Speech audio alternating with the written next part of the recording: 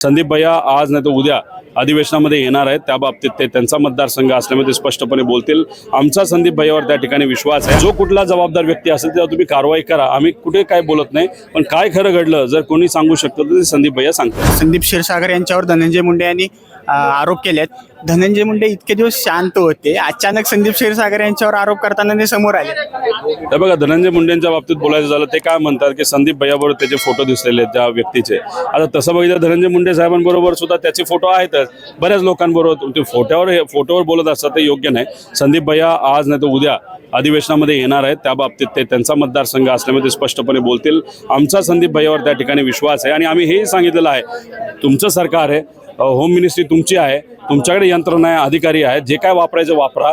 जो कुठला जबाबदार व्यक्ती असेल तेव्हा तुम्ही कारवाई करा, आम्ही कुठे काय बोलत नाही, पण काय खरं घडलं जर कोणी सांगू शकतं तर ते संदीप भैया सांगतात। तुमचे उपसभापती आहेत जे कैलास वराड यांच्यावर अविश्वास ठराव आणलाय राम शिंदे यांच्या पक्षाकडून, तर त्याबद्दल काय सांगा? काय सांगणार आता, राम शिंदे हे सभापती झालेले आहेत।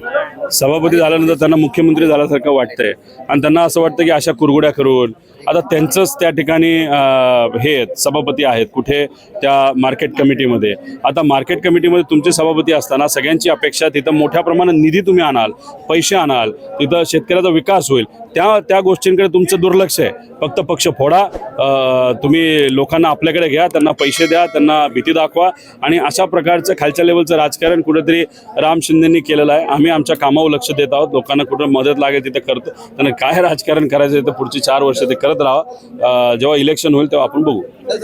आपल्यासोबत होते रोहित पवार आणि त्यांनी सांगितले राम शिंदे यांना काय राजकारण करायचं ते करू द्या। अक्षय साबळे, आपलं महानगर।